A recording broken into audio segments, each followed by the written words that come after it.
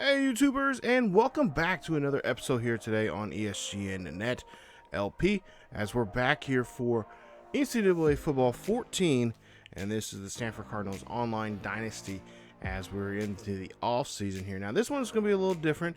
Normally we do a two-parter off season.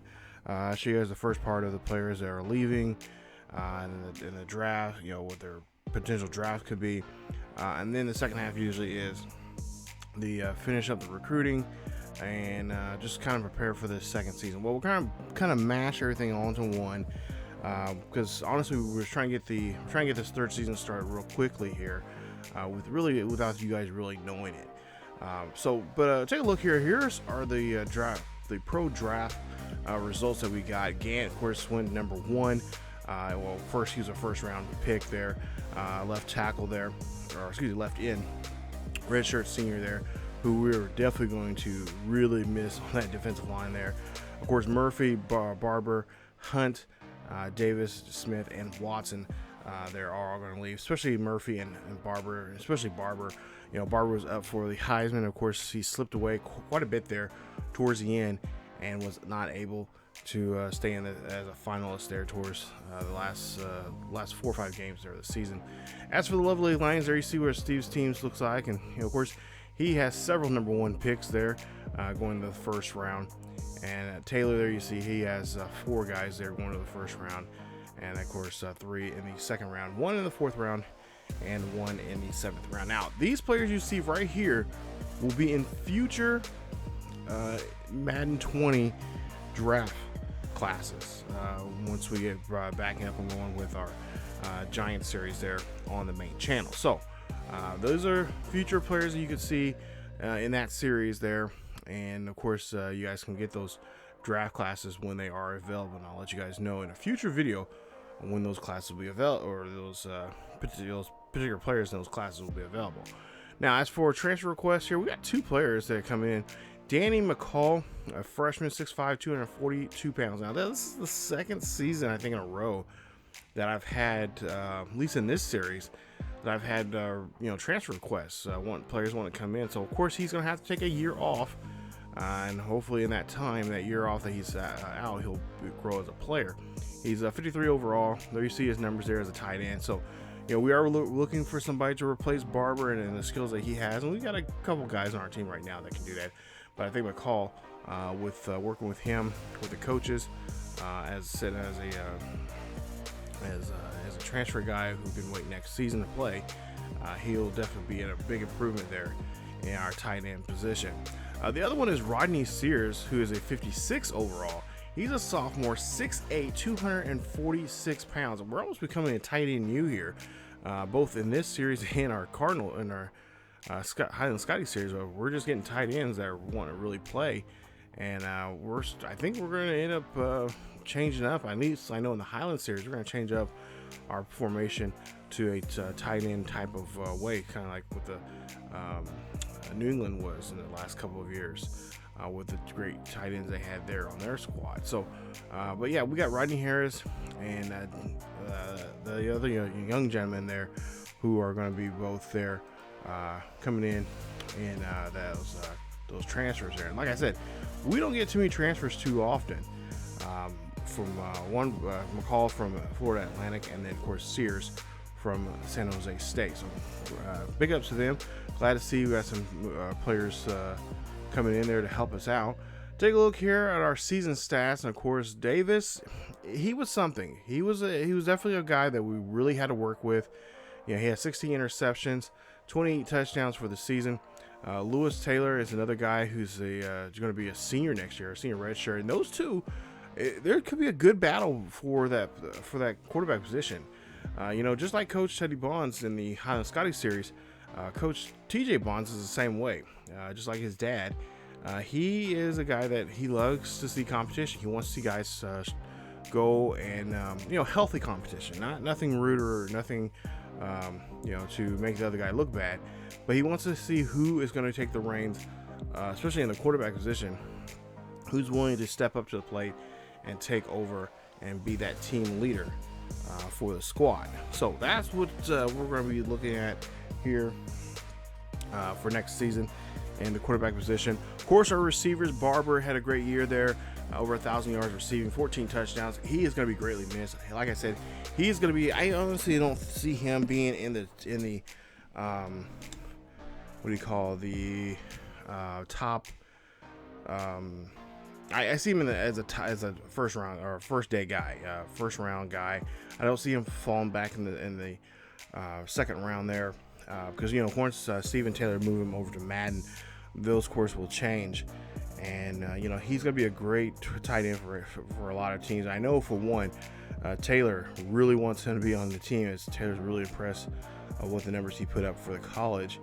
And Taylor, funny enough, was asking me about several times, like, okay, what do you do this week? What do you, what's the situation with Barber and all that kind of stuff? I'm like, dude, that's inside information. I cannot be giving you that. Like, that's not good. But I have a good heart. I mean, I hope Taylor is able to grab him, because he is a great player. He is a fighter, and I really enjoy playing him and Tolbert, and I would even say Hunter Cannon from our Holland Scotty series. I've been really enjoying throwing the football to them, and I cannot wait to see what they can do there in the Madden once we get them into those draft classes, which I've been working on here like almost night and day here in a lot of ways. Take a look here defensively. Gant, of course, is going to be missed, but Mosley's been stepping up here. He's been a great player to help us out. Of course, Hunt there is going to be gone also too, if I'm not mistaken. But Park Smith, our young guys there, Melton and Harrison, next season, they're going to be lights out top. Our defense is going to be stacked, you guys. I cannot wait to see what these young men can do defensively there. And I would say we probably could hold teams down under 21 points if need be. A lot of teams, our schedule this season, we'll see here in just a bit. It's a tough schedule. It's not easy going. We got a couple of good games. Got a couple of good matchups. Of course, we got California we got to play against, which, remember from last season, that was an epic game. We pretty much went in there and just took over. So this year they come to us, and we got to try to make sure that what we did to them last year does not happen to us at the farm. But you see Briggs there. Of course, he will be back next season as our kicker. Did a great job these last couple of seasons so far with under Coach Teddy Bonds, under Coach TJ Bonds, excuse me. And then of course our kicker doing great. Cronin, he ran one back this season along to Jenkins, and we're hoping that we can have that same success here with Shaw, Williams, Barber, John Barber, that is, or not John Barber. We have another Barber on the team, so one of our wide receivers. That I think we can do a lot of good things with in special teams, and I'm really impressed with our special teams, because these guys were able to block very well. No penalties at all when blocking down the field on special teams. So, can we get? I'm hoping my goal is to try to get maybe run back three, with one of those three guys that we kind of rotate around for kick returns and punt returns. Especially in kick returns, I think we probably get 3 this season, maybe 1 from each, but you never know. As for the prospects here, one of the prospects that we are looking at here, as you can take a look there, UCLA, they are on his tail right here, and that's Kyle Russell. He is from Huntington Beach, California, and he is the #1 quarterback in this class right now that we are currently trying to go after here in this summer recruiting. And then you see some other teams there.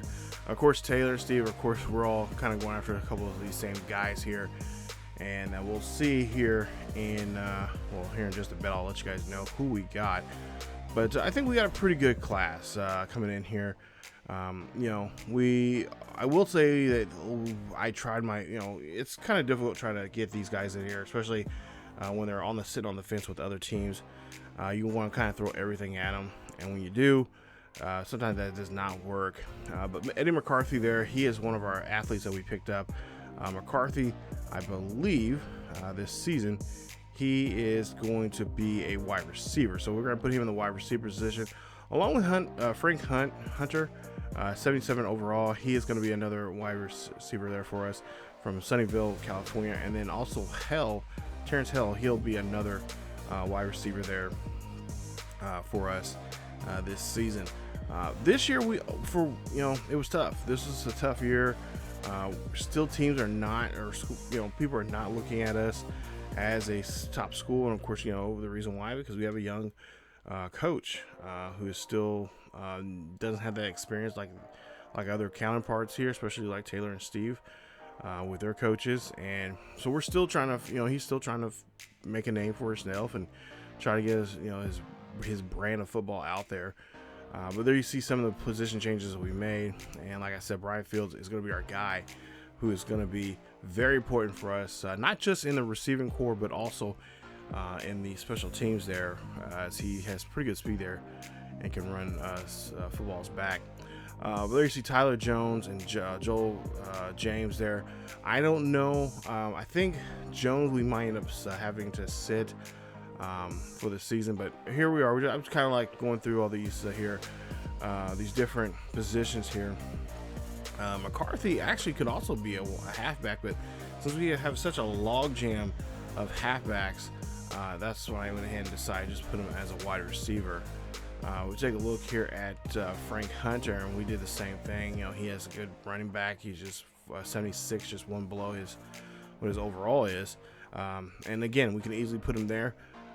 Maybe sometime we could do that in the future. We can always change these guys up and have them play other positions. But for right now, I am really impressed with our wide receiver core that we have right now. Davis or Lewis have no reason at all, with the exception of their ability, what they're limited to get the ball to these wide receivers. Our wide receivers are very, very, very good right now. And with the defense that we have right now, I did not want to focus too much on wide receivers this year. I was really wanting to try to get our offensive line, because that is what we need the most. So that is something we're going to be looking at going into this season, is trying to get the offensive line in tip-top shape so we can be even more impressive there offensively. And I will say, I've already played quite a few games here already for this third season, and you'll hear about this offensive line of how they are. I'm not one giving anything away, but it's something. But there you see the training results there for our players there. Dave is now a 96 overall there, so he is trying to get himself. He's talking to him during the off season. Coaches are very impressed with his. There you see his throw power went up some. His accuracy actually went up quite a bit from before, so that's going to be really helpful there. But you got, like I said, those other two young guys there. They are going to be, they're chomping at the bit. They want to play in that quarterback position. I talked to a couple of both Joels and James,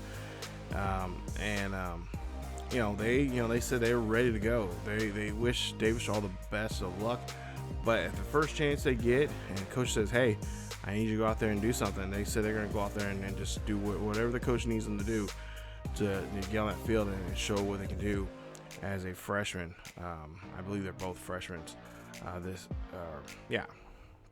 Or I think it might be freshman or red shirts or whatever. So they were ready to go. They're ready to play. You see Patrick McIntyre. He's a guy that we're going to use fullback. We're going to use our fullback quite a bit this year.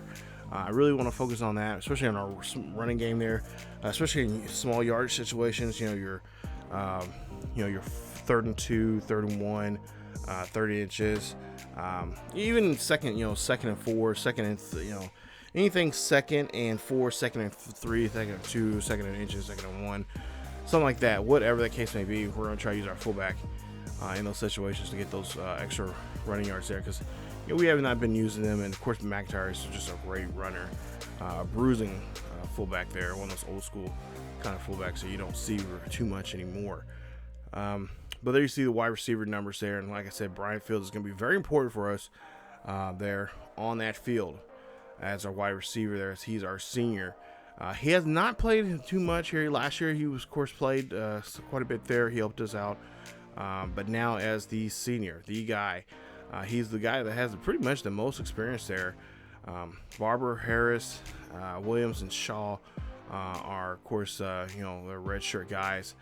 Andrew Barber, he's played a couple of times there. We haven't mentioned his name too often in this series, but he has been helpful when coming in on third downs and such, in second you know, and backups. You know, we brought him a couple backups, swapping guys out in and out and stuff like that. So he got experience, but not as much as Fields. Tight end Randall, of course, our guy who we're going to be throwing to the most. And like I said, our offensive line there, it is. I mean, we got maybe one tackle on both sides, left and right, and then I think we have maybe 2 guards apiece, left and right, and then maybe 2 centers. So you know, this season, like I said, we are going to focus on the offensive line. I mean, that has to be something that's on top of our list. That's going to be on top of our boards the most of the time. Oh wow, I didn't realize we had 1 center also. So yeah, we have a lot of work to do when it comes to that, because we do not have backups for those gentlemen there. And if somebody happens to go down, we are going to be in some serious trouble. There's going to be a lot of opportunities for a lot of defensives there. So we are going to have to be very patient and pace ourselves on offensively, and not to wear those guys out. And avoid, most importantly, I mean, injury is going to be very, very important that we can avoid that injury bug with our offensive linemen. So, like I said, we're going to be working on trying to get offensive line. That's our most top, the important thing this upcoming season, if we want to protect our quarterback, which we need to, because like I said, towards the end there, Davis was really showing what he can do here, and we'll see how he does here in these first couple of games now in this new upcoming season. Like I said, I've already got most of those, pretty much half of the season already played already for you guys. So like I said, these videos will be coming up again still on Tuesdays and Thursdays here on the channel, and we'll, by the time we get halfway through the season, you guys, these first 5 or 6 weeks, the season will already be done with already. So yeah, we're moving along here very quickly, because like I said, I do have some ideas for some other projects that I do want to work on, and so we're trying to get through this. I want to get through at least 2 more seasons of this series before we decide to call it quits here. But like I said, we'll have something involving Coach TJ Bonds, maybe as a Coach Carousel, or maybe a standalone series with this, not with this team, but with this school, in another aspect of another version of it. But there you see, yeah, I mean, we had to just cut 2 players here. Our roster size, we do have a couple walk-ons that I do want to mention, and those walk-ons are Vincent Benson's really not a walk-on. He actually signed with us finally there towards the end. Eric Robinson, a middle linebacker. Courtney Hafner, a free safety. Then we have Lawrence Everett, who is a defensive tackle. Corey Robinson, a defensive end. Joy Kent, a fullback. Jeremy Morris, strong safety. Jeremy Jennings, a defensive end. David Saunders, who's a defensive end. Derek McCollum, wide receiver. David Foreman, wide receiver. And Tyrone Daltrey, who is a guard. So we got a couple guys here coming in here to help us out. They're not, you'll see some of those names that I mentioned here in just a bit. And actually, I think Foreman and McCollum are the wide receivers that we decided to go ahead and cut, since we do have a log jam when it comes to that into that position there.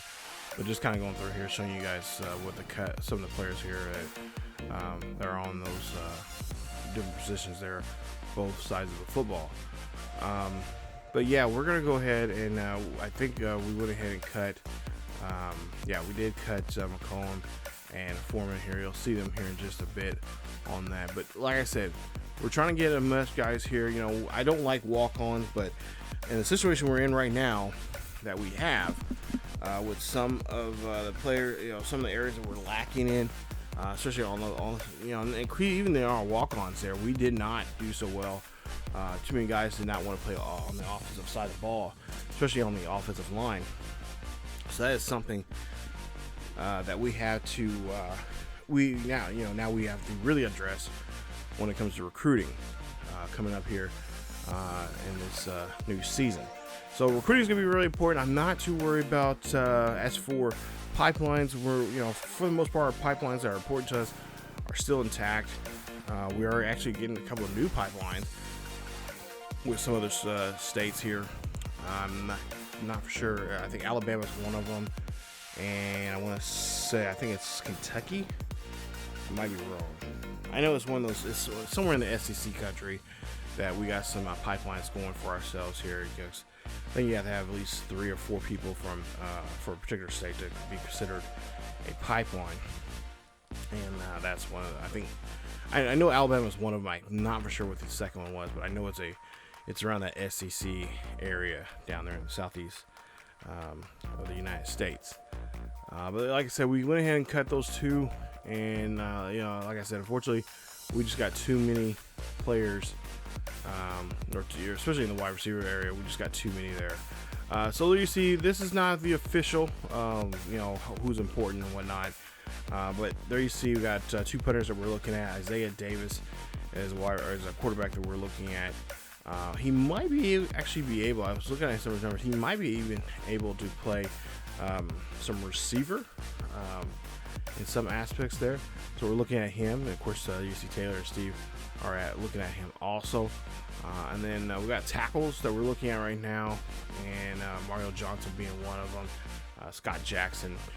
We'll look at a couple of kickers here also too.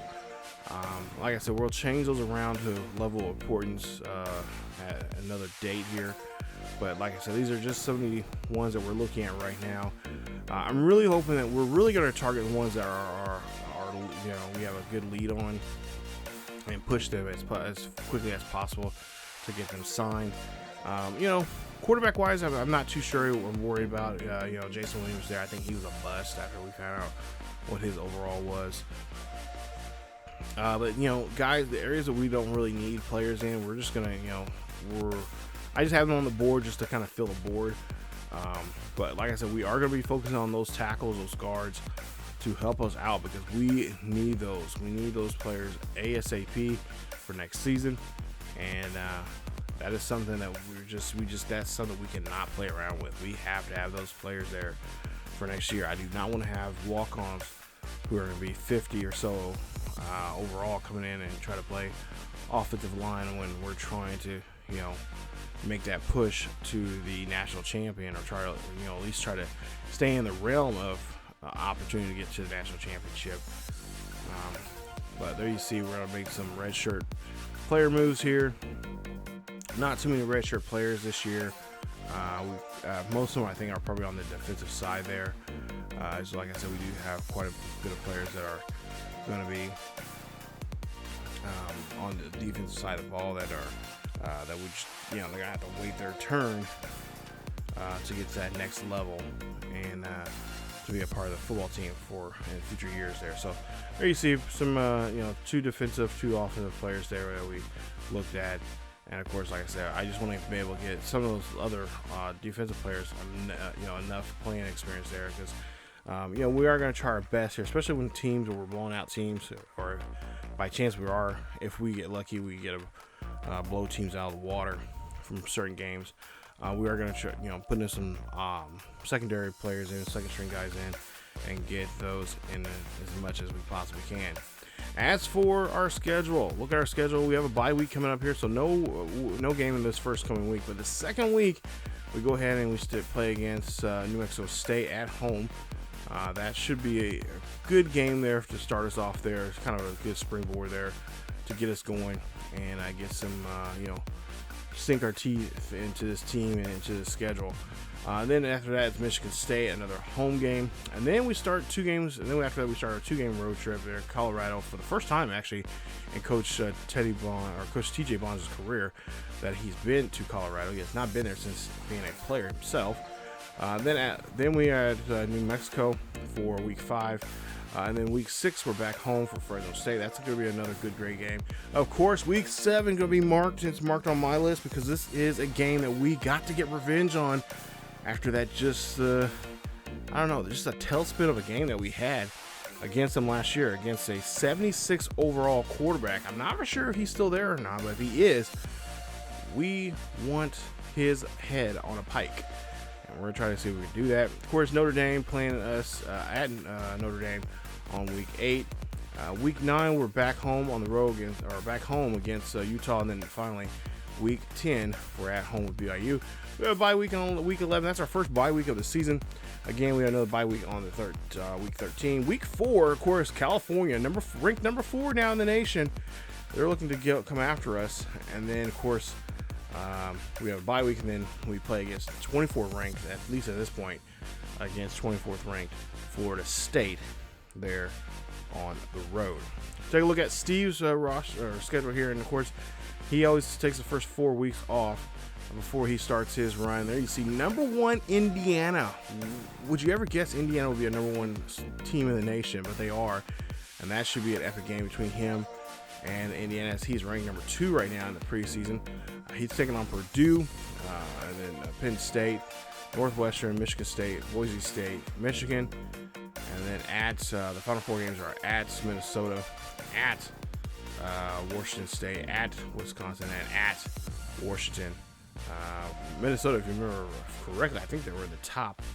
I think they were one of the top 2, or yeah, they were in the top 10 last season, and he had a good game against them, and they're starting to climb up there. So he's got a good thing going on there. Air Force, of course, Taylor's taking the first 2 weeks off, and he has a bye, first 2 weeks are bye weeks.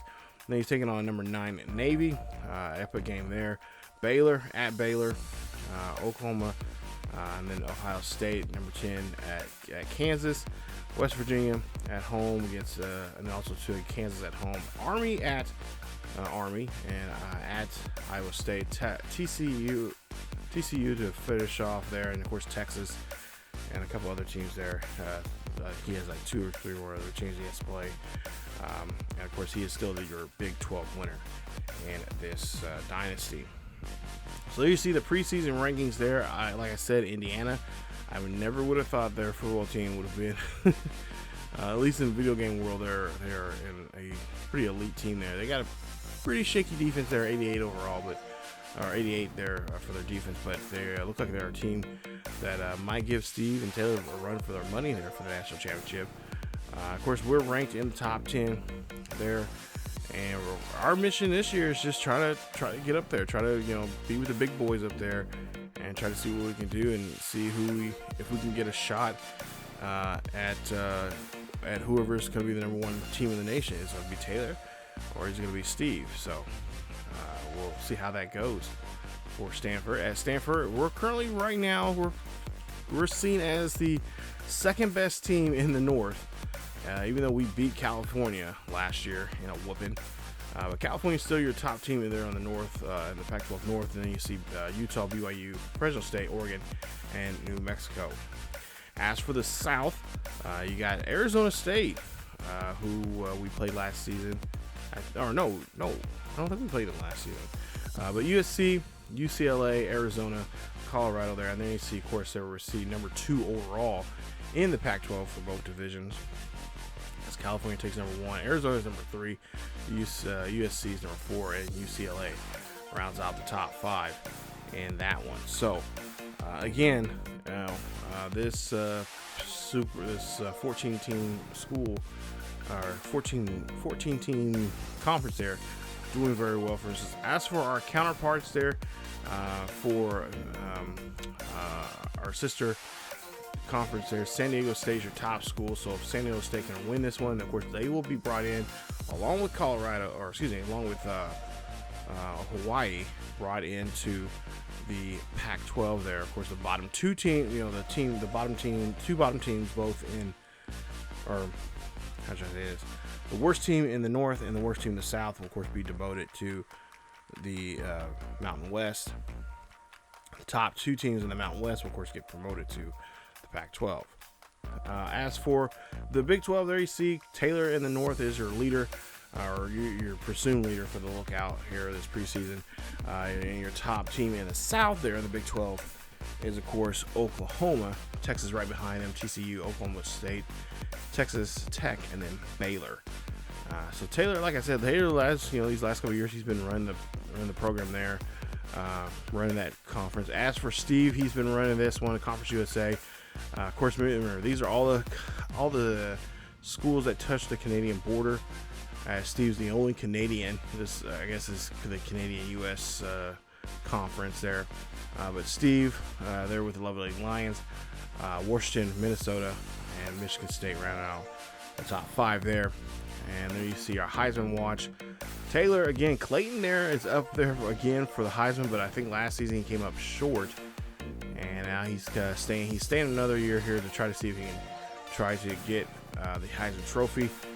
Downing there for Steve there. So they got not just the #1 world national championship and their honor, the right to be #1. They're also fighting for the Heisman. So they got a really good season going on here, and they've been doing that for years now here. So with a team like mine trying to wedge our way in there, like we got it. We're the new boys. We're the new team here. We're the new kids on the block. We're taking over. So we're hoping we can do that here in this 3rd season with them, and we'll see how things go. So number 5, Stanford has a week off. We'll take that week off and look at some game film and get ready for our first game coming up. And that first game, of course, will be at home against New Mexico State. The Aggies there coming up, and here the next. I really don't know when this video is even going to come up. So it'll be the next video after this one. So stay tuned for that, episode 34, as we get season number 3 on the track here and get it ready for you guys. So that's it for me here, as usual, here for the Stanford Cardinals Online Dynasty here on NCAA 14. If you guys enjoyed today's episode, please leave a like. Don't forget to subscribe to the channel, and also don't forget to check us out on the main channel on ESGNet. We got a great series. If you want more NCAA football, we have a great series there over there on that channel for the Highland Scotties, our team builder series over there. So stay tuned for that. Not to mention, follow us on Facebook, Twitter, and Discord. Links down below in the description. Follow us on, like I said, on those social medias.